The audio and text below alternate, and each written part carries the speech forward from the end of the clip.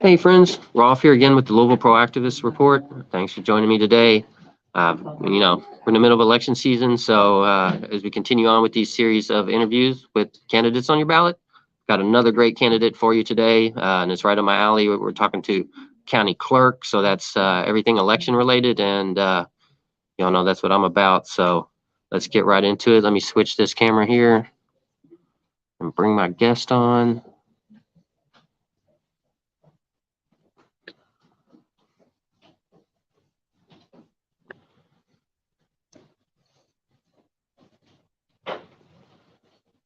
All right, there we go. Say hello to Tina Ward-Pugh, who is running for Jefferson County Court Clerk.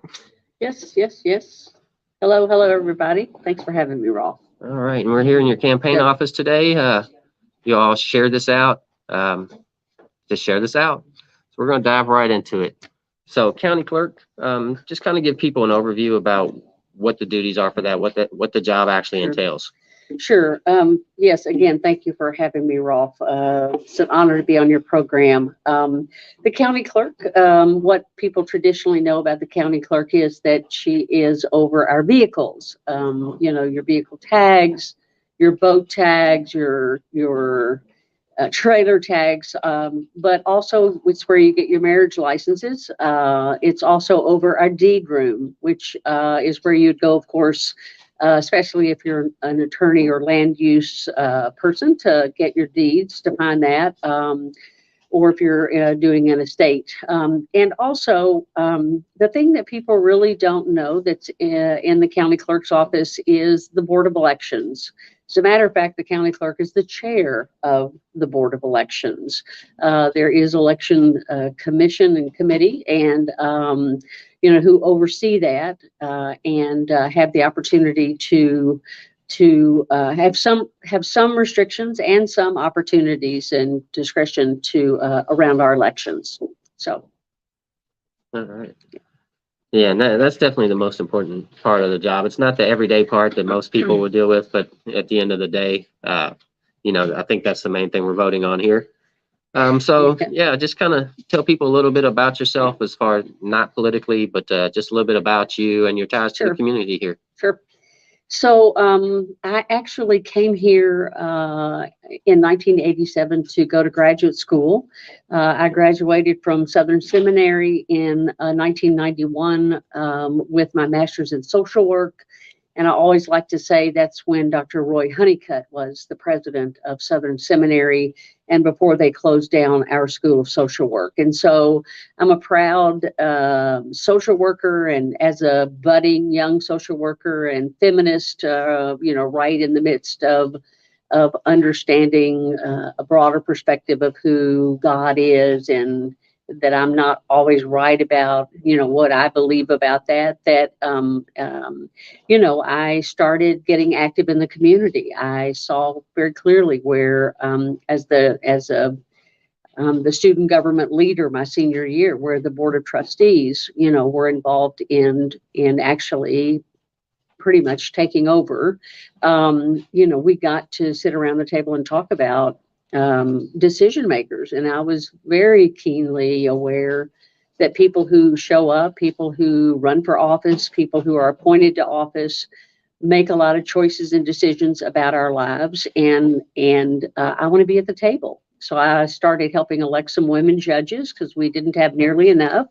Proud to say Ann O'Malley Shake and Patricia Walker Fitzgerald, Janice Martin, Denise Clayton, just some really astonishing women on the bench that actually changed the courts for the better as well, bringing about family court, which is a huge, huge deal. And eviction court. I was at the Coalition for the Homeless, and, I'm marching on Washington for fair housing, for LGBTQ rights, and for women's access to health care, so I've just been long engaged in especially women's struggles and the advancement of women. And so I didn't think I'd ever run for office because I was happy behind the scenes and had the opportunity to do that when I worked as legislative aide to the former First Ward Alderman Scotty Green. But I'll tell you, I think what helped me most was my tie to the community and my involvement, engagement in the community. We didn't always have the right answers. We didn't always have the best ideas, but as long as we showed up and we had an open dialogue and a conversation about what we did want our community to look like I was engaged with the Crescent Hill Community Council, the Frankfort Avenue Business Association, a number of faith organizations throughout the community, as well as the Jefferson County chapter of NOW and the Jefferson County chapter of social workers, and the Women's Political Caucus. And so it was all of that, the combination of all of that, that brought me to the place where I would run for office in 1998. And so what made you want to run for county clerk this time around? Well, when I left Metro Council after serving for 16 years, 4 on the Board of Aldermen and 12 on Metro Council, I really didn't think I would run for office ever again because, I'm a firm believer that we need to do our time and our service and step back and let others come in and make a difference, because there's plenty of people out there who want to make a difference and who can if we just get out of their way. And so that's why I left, to make room for that. But I looked up, the last 2.5 years, I've just been alarmed at what's happening around the country, how Republicans are really trying to torch our democracy by stifling voting at the ballot box. And so what I know is that even though I had confronted the current county clerk back at Women's Equality Day 2017 to say, how can you say we just can't find poll workers? How can you say nobody wants to work all day? How can you say, well, the pay is not good? And now, how can you say that when you have some control over that? And I will say, as it turns out, poll workers just so happen to get a raise this year as they're going to go to the polls in November. And I'd like to think that we are a part of bringing about that change. So the clerk's office is over the Board of Elections. And like I said, our current clerk hasn't spoken up. She hasn't spoken out, and she hasn't pushed back on what her party is doing around the country.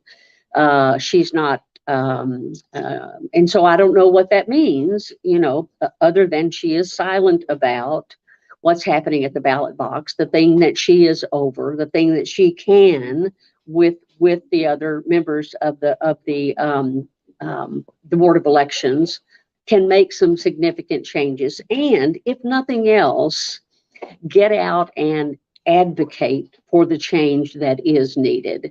And so, I'm not saying I question the integrity of the elections. What I question is the energy and the lack of activity and the not getting out and trying to improve voter election and voter access. We've been asking for another West End satellite office. It just happened to open up a week before the primary election. We've been asking for, we wanted the three early week voting again for COVID. And I believe our Secretary of State advocated for that, but that didn't come about. But our county clerk was not advocating for that. She was looking in the camera and she was saying, I'm just going to wait for Frankfort to tell me what to do. And that's when I decided to run for office, because I'm not going to wait for Frankfort to tell me what to do. And even when they do, I'm still going to show up and I'm still going to press for more and better. There are 12% fewer voting locations, polling locations in the West End.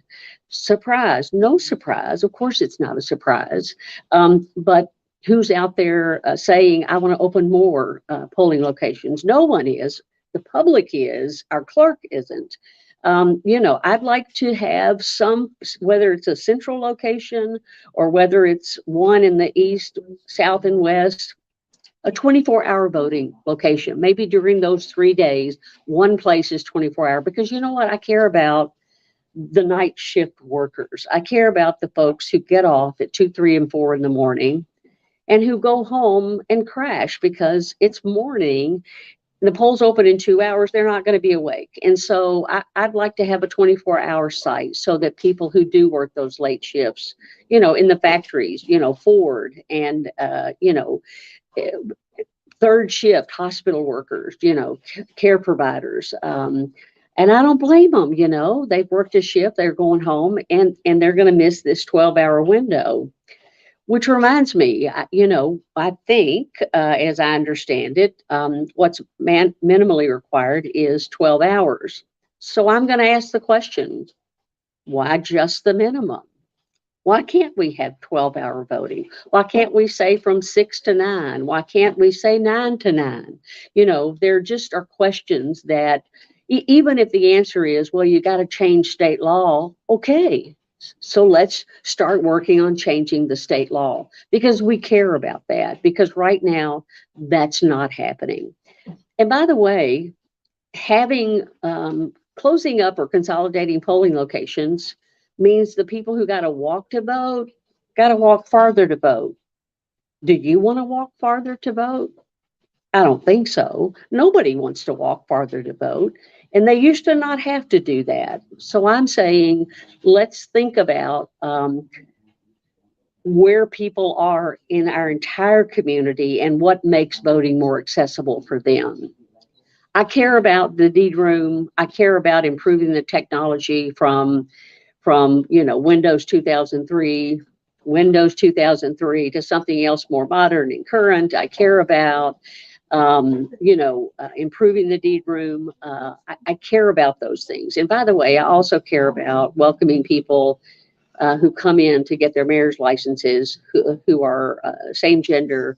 I want to welcome them as much as I want to welcome them to take care of their car tags. And so the Board of Election, though, is my primary focus. Those are the kinds of things, you know, again, we just shouldn't settle for what we've always done. We shouldn't settle for, well, I'm going to take out an ad in the Courier Journal because that's what's required to notify people about the election. Hey, why aren't we texting them? Why aren't we calling them? Why aren't we emailing them? Why aren't we taking out ads on social media? Why aren't we on Twitter? Why aren't we, you know, knocking on doors? Why aren't we recruiting nonprofit, non-political organizations to work with us to find the felons who are eligible to vote but don't know it? Why aren't we doing that?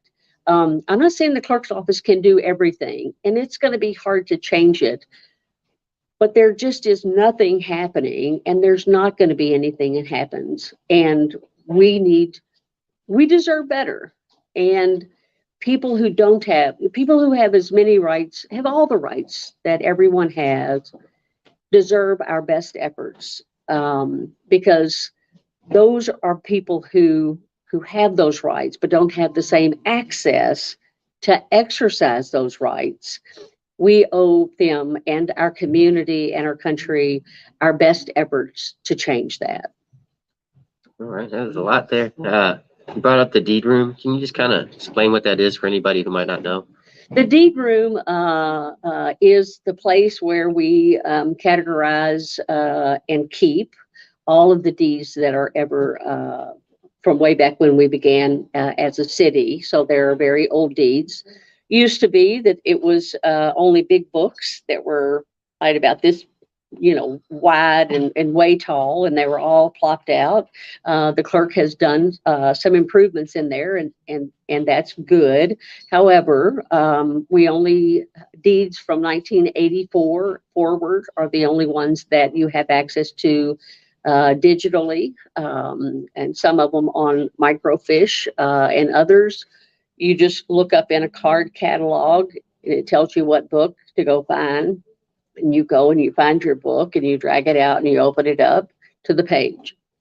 And it tells you all about your deed and cross-references other deeds and who owned this and who had that. And as you might imagine, that's pretty important.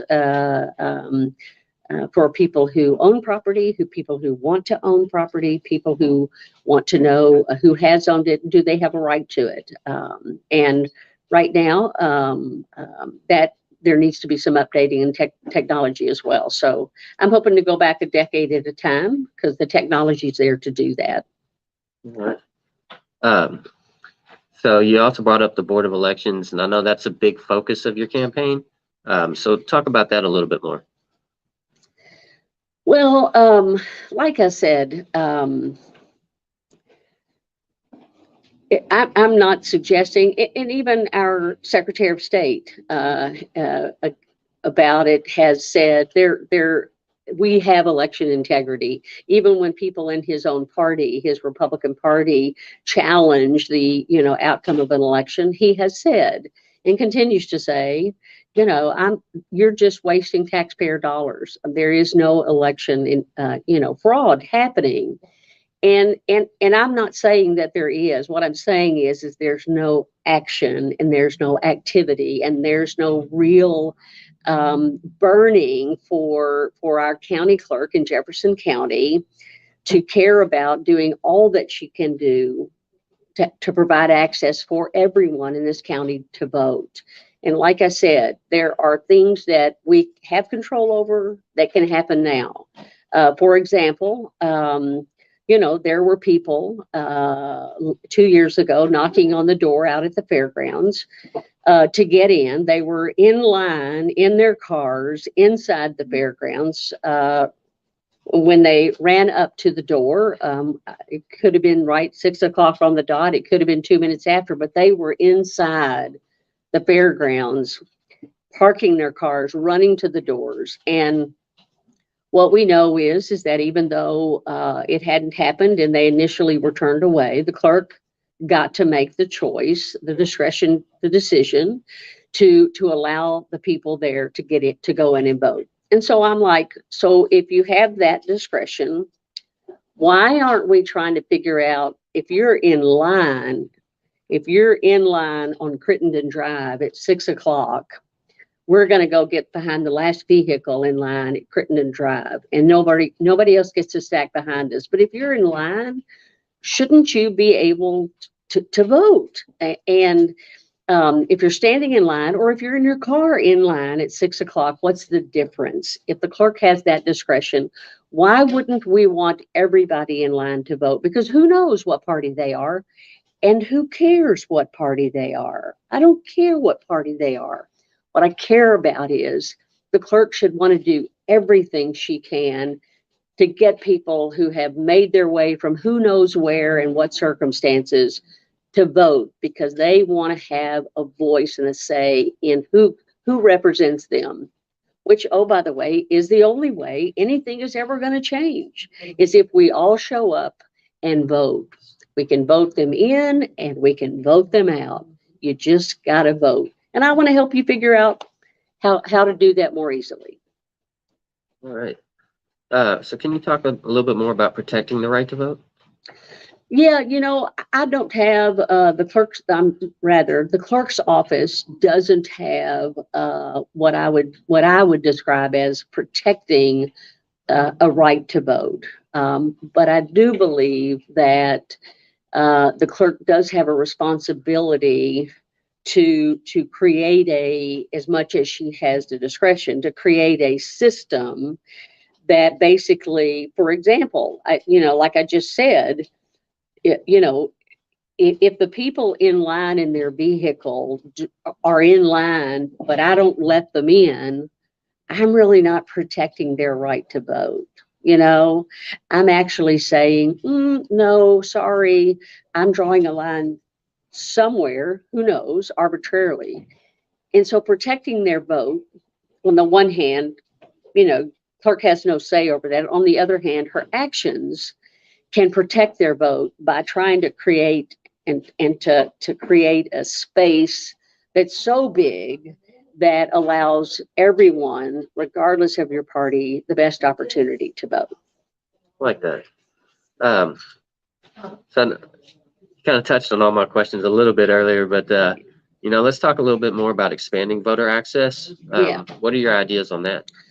Well, I wish they were all new ideas. They're not, which tells you that there are other states, yes, in this country, who have much more progressive access to voting than we do here in Kentucky.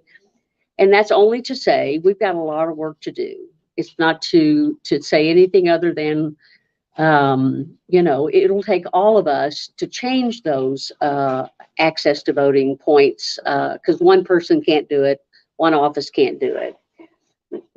But so this is, I mean, I spoke about that a little earlier because, you know, I do. I want to expand. I want to expand when you're in line because all of a sudden we have a place where you have to drive and there's an enormous parking lot, whether it's at the hotel or whether it's at the Center for African American Heritage, wherever it is. Right now, it's a big parking lot, and so it's going to take some time to vote. And so part of what I think about is why don't we push the limits? Why don't we draw that line? Why don't we say if you are in line in your car, I don't care if you're down Crittenden Drive for a mile, if you're in line to vote at 6 o'clock, we're going to let you come in and park and vote. Right now, I know that we have a violation from the DOJ for a number of our locations, polling locations, not meeting the ADA requirements and guidelines, which is unbelievable at best that we wouldn't provide a door that opens or a ramp or a cut, curb cut, those kinds of things. So what I want to do is I want to ensure that every location, every voting location is completely accessible to anyone, regardless of ability. And then I think about, like I said, the third shift worker. Who knows? It may be very simple to have one of our sites, one of our global sites, super sites, to be a 24-hour voting location because there are plenty of people, like I said, who work the second and third shift, who get off at 2, 3, 4, 5 in the morning, sometimes 6 in the morning, especially after they got to go home and take their kids to the bus stop. They're not going to want to go. They don't feel like voting, or they're asleep because they just worked all night, and so surely we can create an opportunity for a site where it doesn't. And the other thing too is people are like, oh, well, nobody will come or not many people will come. You know what? Since when is that an excuse to not do what was right? And since when is it an excuse that it takes a certain number of people to use a facility for it to be validated as needed? I mean, we went through the same thing with the visually impaired people here in the 9th District. When voting machines came out that were assistive technology for the visually impaired, I want to expand that program. I don't want you to just have to live in a certain area where most visually impaired people live to be able to vote. I want to make it accessible, across the entire county. I also know that you're required to have a photo ID now. And so I'm saying there are people like Shamika Parrish-Wright and others who are working very hard with Councilman Ja'Cory Arthur, and I admire all of them for their excellent work to try and not just restore felons' rights to vote. Thank you, Governor Andy Beshear, by the way. They have decided, Councilman and Shamika, Councilman Arthur and Shamika, that people are people, and people are worthy of us walking beside them and with them and listening and learning. And so we're looking at the jail. It's, first of all, seems to not be the safest place to be, regretfully. We yet another death in the jail recently. And so so I think about what their efforts are, not only to get folks in the jail registered to vote, but also as we think about, isn't there a way, surely there's a way that the Secretary of State has the roles of all the convicted felons, or perhaps it's the Kentucky State Police, that we can get that information. And I know surely there are plenty of people who actually would step up and be a part of a team, a task force, a group, an organization, who would go and find folks to say, did you know your rights have been restored? Because what according to Shamika and Councilman Arthur, a lot of people don't know that, and certainly the clerk's office isn't looking for them, but the clerk could help look for them, locate. And I guess the other thing that crosses my mind, and so the IDs, when you're in this is Councilman Arthur and Shamika's work. When you're incarcerated, that all your information you ever have is right there. Surely we can take a photo and create you a photo ID that you could then use to go and vote. Okay, that's what we need to do. That's what we need to do. And when we don't do it, because we don't have the political will to do it, or we get the pushback, your clerk's office is going to figure out a way to have a camera that goes from district to district, from every round corner of Jefferson County, taking the paperwork for people to fill out. We may have to buy a camera like you do when you get your driver's license, like the police departments have when they come out to make your kid care IDs and take some information. We'll do it, because we can't let these new voter suppression laws keep us from being creative about, reducing the barriers that they keep throwing up. So that's one of the things I'm committed to. I'm supporting them 100%. And then the last thing I want to talk about, which again, we're not on the cutting edge here in Kentucky. Others have done it, but it just occurs to me, because of the work that many of the folks listening to this today and others around the community, people who are in jail can't vote because they can't leave. And a lot of folks in the jail can't leave because they didn't have $50 in cash to pay to get out. And so, or they are caught in between the hearing and the judgment, and nothing has been decided, but it can take longer than 12 hours. And certainly if you're caught in that period, you can't go. And so, what I want to do is I want to support the efforts of Councilman Ja'Cory Arthur and Shamika and her new organization that I can't think of at the moment. What is it? It's a vocal, vocab. Vocal. It's it's one of those two. I can't. Yeah, sorry. It's a great, what everything that they do is phenomenal. I'll just say though, if it comes down to it, why don't we just make the jail a polling location? That's what I want to do. If there aren't people, if people are in jail and they're not qualified to vote, they're not registered, which would probably be the only reason they wouldn't be. I'm hoping the League of Women Voters, Councilman Arthur and Shamika and the others are going to be registering those voters while they're in there, whether it's once a week, once a month, whatever it is, to register folks if they're not registered. And when it rolls around to be election day, whether it's those 3 early voting days, one of those 3 early voting days, or whether it's on, this coming election, it would be in November. We'll just roll one of those machines. Actually, we'll take it over to the jail, set it up, and process with the help of all of the officials that run our jail, to ensure that everybody who wants to vote can vote. And that's the whole thing. That's about access to information, access to voting. I just don't think there's any energy or any interest in any of this with our current clerk, and there should be. You should value voting as much as you value vehicles. I get it, creating processes that help us renew our license and get our vehicle tags and stuff like that.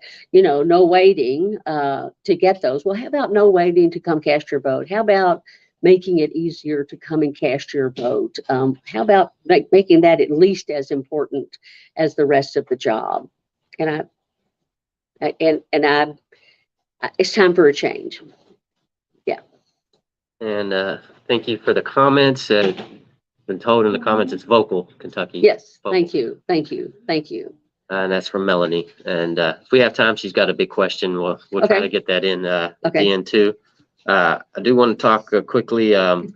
Something the current county clerk isn't very good on is educating voters about their options and things. So if you were to win, how would you implement sustained voter education?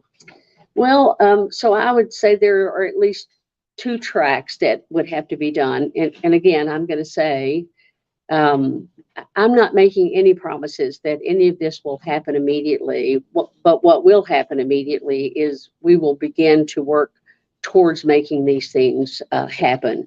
You know, we're going to start out with an election next year for our governor and statewide offices. And so we will have to immediately do some of these things.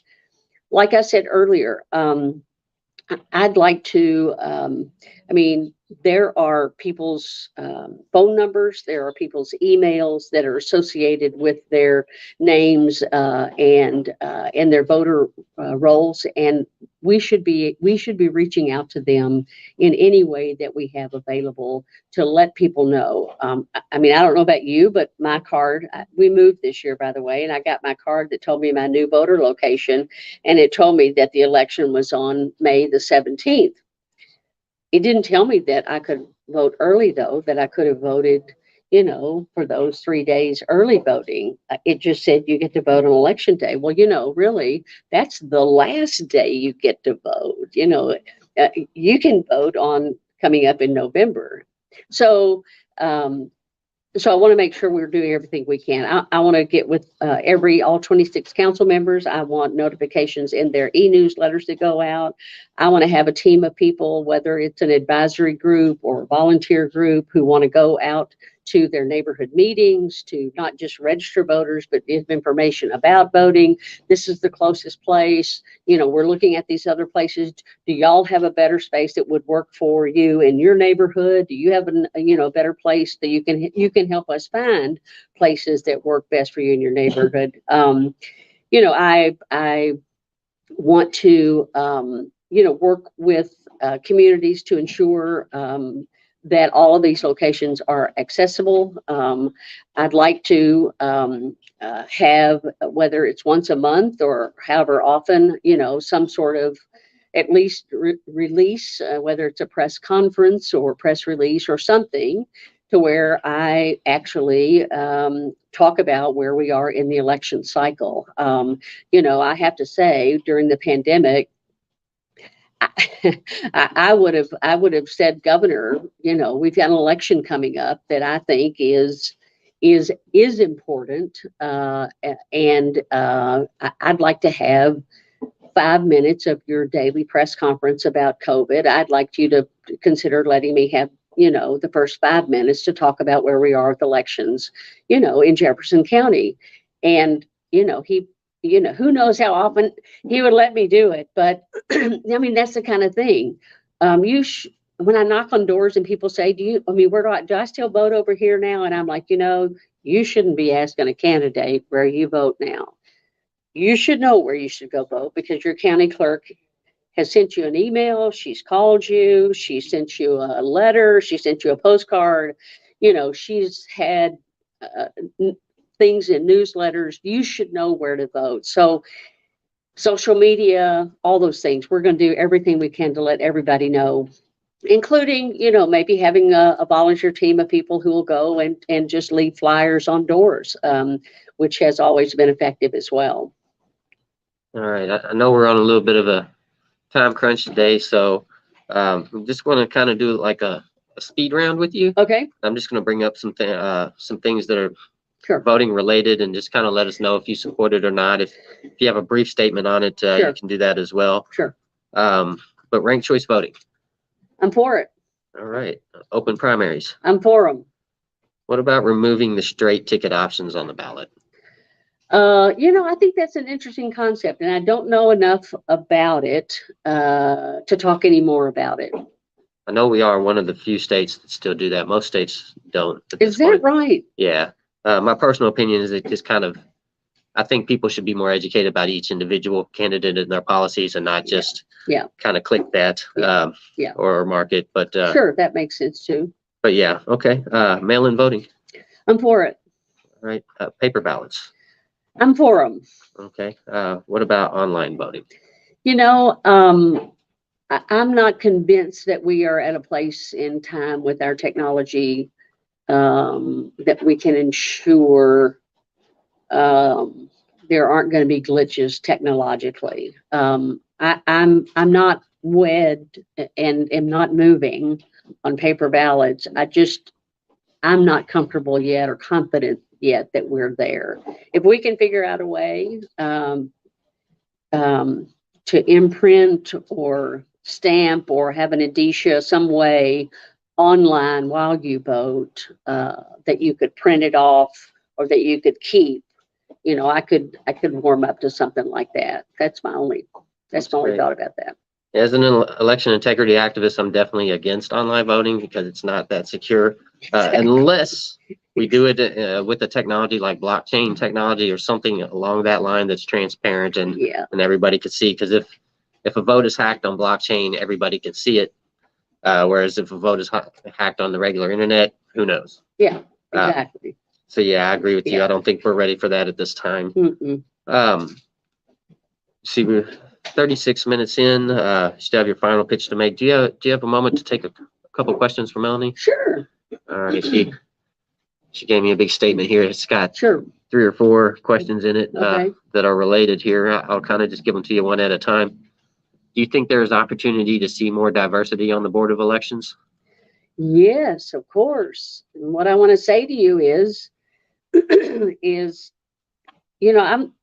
I'm fortunate enough to win in November, I'll just tell you, I won't be in this office more than 2 terms. I'm just telling you, it is part and parcel my goal to take this office back, and it's my second goal that someone who doesn't look like me, is smarter than me and younger than me, in all likelihood, wants this job and wants transformational change, that I hope decides to step up and say, let's do this thing together, whoever you are, wherever you're out there. Because yes, of course, there needs to be more diversity, including in age and in all the other ways. I think that's probably age and ethnicity or race is the thing that I'm most concerned about. We need more young people, and we need more Black and brown people and people of color. All right. How can somebody be on the board? Well, you have to be appointed, and it's within the purview of that office. I know that the election officials come from the office, but there is a Democratic appointee and a Republican appointee. And so, I believe it's the governor that appoints or the party, the local party that appoints those 2. And so that would be your most immediate way, which to be, reaching out to anyone who's active in Democratic politics to express your interest in doing that. And it, regardless, win, lose, or draw, I'm glad to work with anybody who wants to do that and to help them do that. It's time, people. There's lots of good and energy and opportunity out there, and we just need to tap into it and get out of the way. You actually answered that question and her next question. She has one last one here. Is the board responsible for deciding on voting locations? We had 2 locations in J-Town within a mile or 2. What about an early voting location in the Highlands? Yes, the board does get to decide where those voting locations are. There are I'm not sure what the standards would look like that would govern a decision to add one in the Highlands. I love the Highlands, and I have a lot of support in the Highlands. I'm tempted to say, let's do that, but I know that there has to be some parity. There has to be the number of voters in an area that would access a site. It would have to be, include, in a precinct, also, geographically in these 5 precincts. So if we were able to expand the number of voting locations countywide, perhaps there could be one in the Highlands that would be accessible and part of the early voting. She says, thank you. Thank you for your question, Melanie. So that's all the questions I have. That's all the questions in the comments. So at this point, I'm just going to let you make your pitch to the voters. So, tell people to vote for you, basically, and let them know how to find you on social media, how they can donate, how they can volunteer. Sure. Thank you. Thank you so much again, Rolf, for your time and the opportunity so much. I appreciate the good work that you and many of you are doing and have been doing in our community. So thank you. Thank you. So I'm Tina Ward-Pugh, and I'm running for County Clerk. I believe that the County Clerk should be actively engaged. I believe the county clerk ought to be about more than just our vehicles. I think that the county clerk should focus on the Board of Elections. I think that we have had someone in office for a quarter century who is a pro-Trump Republican, anti-choice Republican.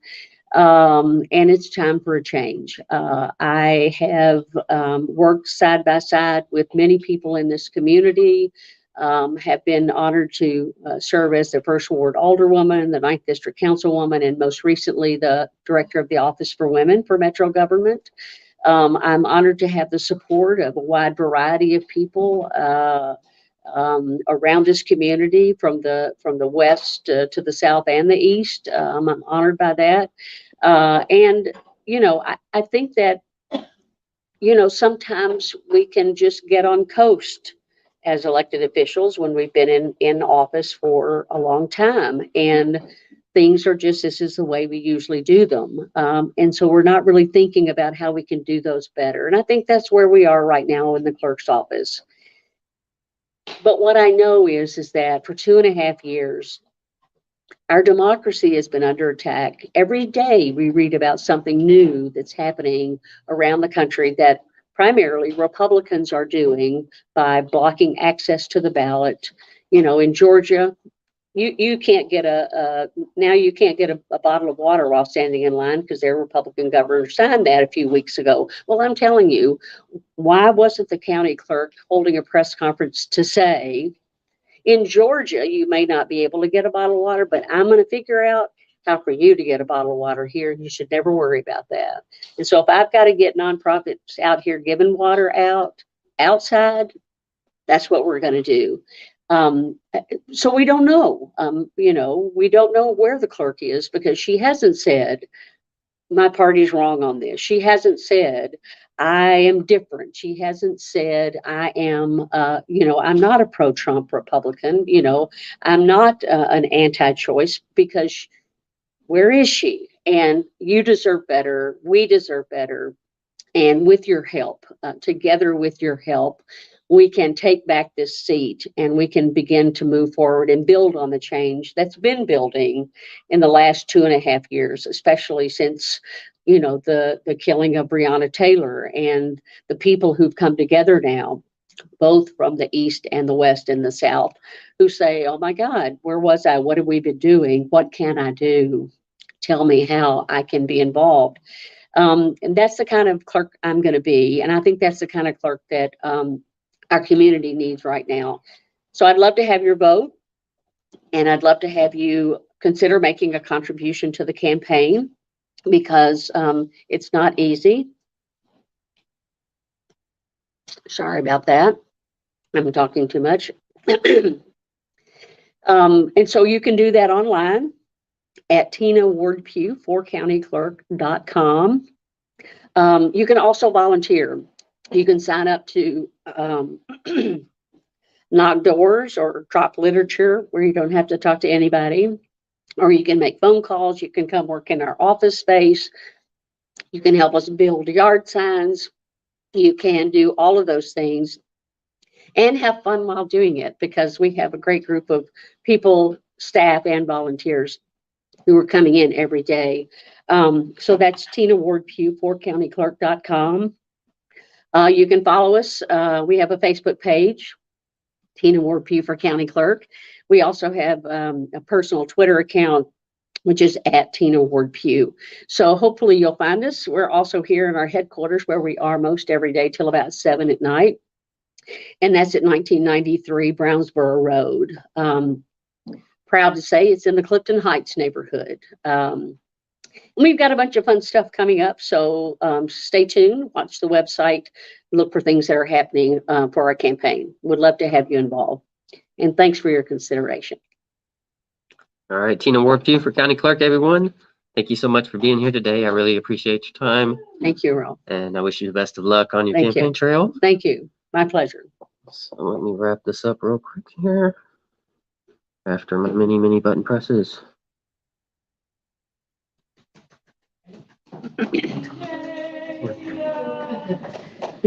All right, thank you all so much for watching. Make sure you're sharing this out. Help educate your friends and family about who's on the ballot. Quick programming note: tomorrow I have a big show at 6 o'clock. That's going to have 5 judicial candidates on at the same time, so make sure you watch that. I'm going to have Tracy Davis, Yvette De La Guardia, Ted Schaus, Shannon Favre, and Karen Faulkner. So if you want to know about the judicial candidates, I've got 5 of them for you tomorrow night. Got 2 more interviews scheduled for October, and I've reached out to 4 other candidates that hopefully we can make those happen. So plenty to come. I've got plenty of interviews out there already, so check those out. Again, thanks for watching. I am local, independent, and nonprofit, so you can help me out by liking, commenting, and sharing. Smash all those appropriate buttons, follow, click the bell, etc., etc. Until next time, always think critically.